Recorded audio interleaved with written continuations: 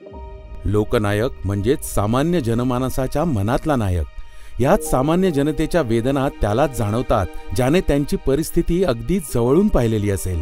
लोकांच्या समस्या आत्मीयतेने ऐकून त्यावर लागलीच तोडगा काढायला हिरिरीने पुढे असणारा आणि आपल्या लोकांसाठी कायम झटणारा असाच एक लोकनायक श्री मधू गंगाराम गिरगावकर.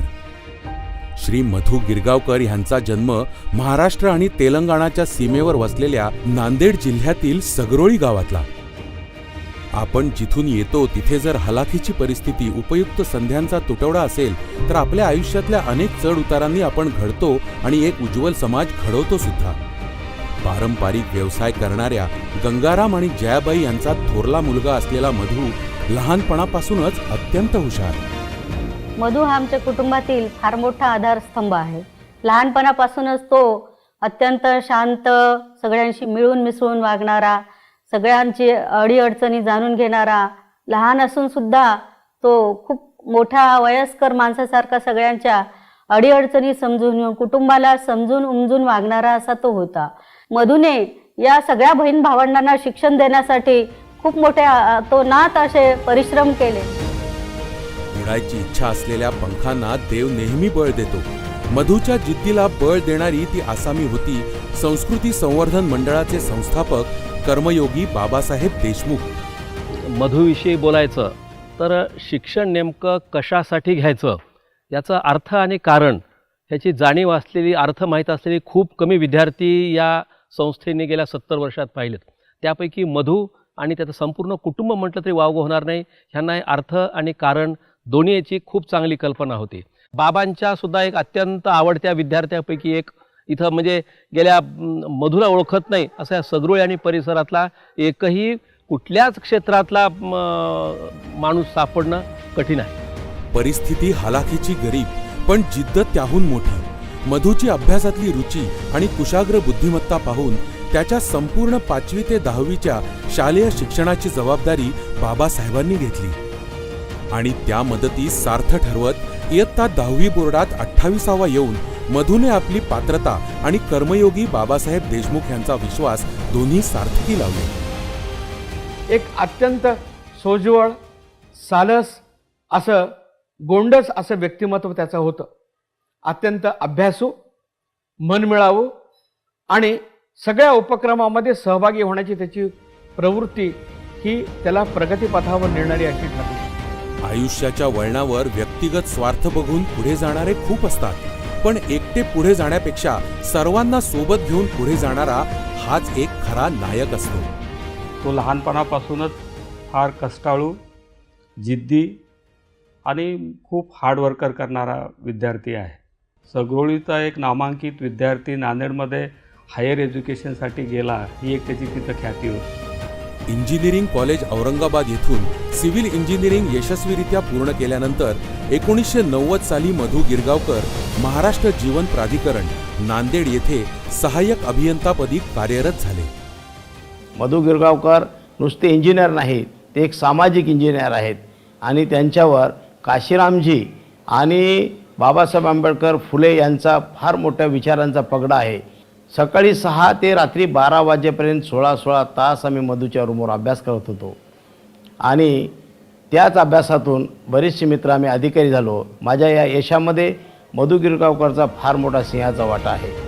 2006 साली उस्मानाबाद जिल्ह्यातील गडदेवदरी व खताळवाडी ही गावं दत्तक घेऊन तेथील नागरिकांचे समुपदेशन करून जिल्ह्यातील पहिले गाव हागणदारी मुक्त केले. यासाठी तेथील ग्रामपंचायतीला राष्ट्रपती पुरस्काराने सन्मानित करण्यात आले. जेव्हा उभा महाराष्ट्र पिण्यायोग्य पाण्यासाठी तरसत होता त्यावेळेस श्री मधू गिरगावकर यांनी कसोशीने प्रयत्न करून हिंगोली जिल्ह्यातील औंढा तालुक्यातील वसमत येथील पाणीपुरवठा योजना अंमलात आणून कित्येक गावांना दिलासा दिला आणि तेथील जनतेची तहान भागवली. सन 2013-14 मध्ये सोलापूर जिल्ह्याला भयंकर दुष्काळाला सामोरे जावे लागले. अशा भीषण पाणी टंचाईत तेथील स्थानिकांसाठी अविरत मेहनत घेऊन दुष्काळ निवारणासाठी अतिउत्कृष्ट कामगिरी केल्याबद्दल तत्कालीन गृहमंत्री श्री सुशीलकुमार शिंदे यांच्या हस्ते श्री मधू गिरगावकर यांना गौरव चिन्ह देऊन सन्मानित करण्यात आले. आपण या समाजाचे देणे लागतो ही भावना सतत बाळगून ज्या परिस्थितीशी लढत आपण ही उंची गाठली ती लक्षात ठेवून त्यांनी अनेक गरीब विद्यार्थ्यांना वेळोवेळी मदत करून प्रोत्साहन दिले. त्यांच्या शासकीय सेवेच्या कालावधीत नांदेड, सोलापूर, हिंगोली, उस्मानाबाद, भिवंडी, उल्हासनगर, वसई विरार अशा अनेक ठिकाणी वेगवेगळ्या हुद्द्यांवर काम करताना त्यांनी विविध पेयजल प्रकल्प राबवले. स्वकर्तृत्वावर यशाची अनेक शिखरे पादाक्रांत करत असताना पुढे 2017 साली त्यांनी तत्कालीन कृषी, पणन व पाणीपुरवठा राज्यमंत्री माननीय सदाभाऊ खोत व तदनंतर 2020-21 मध्ये विद्यमान पाणीपुरवठा मंत्री माननीय गुलाबराव पाटील यांचे विशेष कार्य अधिकारी म्हणून मंत्रालयात कामकाज पाहिले. पाणीपुरवठा हे खातं या महाराष्ट्रामध्ये लोकप्रिय माझ्या काळामध्ये हे गिरगावकर साहेबांनी केलं आणि ते खातं एवढं लोकप्रिय केलं. वाडी वस्तीवर पाणी देण्याच्या अनेक योजना, त्याचं प्लॅनिंग खऱ्या अर्थानं गिरगावकर साहेबांनी केलं. स्वतः ते माझ्यावर राज्यभर दौऱ्यावरती फिरत राहिले, शेतकऱ्याच्या बांधावरती आले, गावागावात आले, गावातले प्रश्न जाणून घेतले आणि ते प्रश्न सगळे सोडवण्यासाठी मंत्रालयामध्ये रात्रचा दिवस त्यांनी केलेला मी पाहिलेला आहे. शेतीतील प्रगत तंत्रज्ञान आपल्या राज्यातील शेतकऱ्यांना मिळावे या उद्देशाने त्यांनी इजिप्त, इस्रायल येथे भेट देऊन कमीत कमी पाण्यात शेती कशी करता येईल याविषयी अभ्यास केला. समाजातील गोरगरीब लोकांची निस्वार्थी सेवा केल्याबद्दल व सामाजिक क्षेत्रातील उत्कृष्ट कार्याबद्दल त्यांना 2017 साली डॉक्टर बाबासाहेब आंबेडकर फेलोशिप या राष्ट्रीय पुरस्काराने सन्मानित करण्यात आले. समाजोपयोगी कार्यात स्वतःला वाहून घेतलेल्या मधुजींना त्यांच्या पत्नीची देखील मोलाची साथ मिळाली. पुढे त्यांची पदोन्नती होऊन 2023 मध्ये महाराष्ट्र जीवन प्राधिकरण विभाग जळगाव येथील पाणीपुरवठा विभागात अधीक्षक अभियंता म्हणून नियुक्ती करण्यात आली. जीवनाच्या या वाटचालीमध्ये मागे वळून पाहत असताना मला या यशामध्ये ज्यांनी ज्यांनी घडवून आणलेलं आहे, ज्यांचे सहकार्य लाभलेले आहे, त्याबद्दल त्या सर्वांचं मी आजन्म ऋणी राहीन. या सेवा कालावधीमध्ये राज्यातील विविध जिल्ह्यामधील गरजू लोकांची त्यांचे प्रश्न सोडवण्याची संधी मला प्राप्त झालेली आहे. मंत्रालयामध्ये माननीय मंत्री गुलाबरावजी पाटील साहेब व माजी राज्यमंत्री सदाभाऊ खोत साहेब यांच्या मार्गदर्शनाखाली कामकाज करीत असताना त्यांच्यासोबत दौऱ्यावर गेल्यानंतर तेथील लोकांच्या समस्या व प्रश्न सोडवल्यानंतर त्यांच्या चेहऱ्यावर जो आनंद दिसून यायचा ते पाहूनच मी केलेल्या कामाची मला पावती मिळाली आहे असे मला वाटत असे. शासकीय सेवेत 33 वर्ष पूर्ण केल्यानंतर सेवानिवृत्त होत असताना मी खूप आनंदी व समाधानी आहे.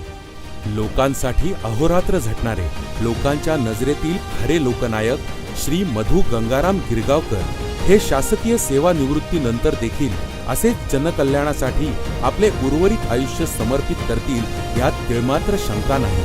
अशा या महान व्यक्तिमत्वाला मानाचा मुजरा.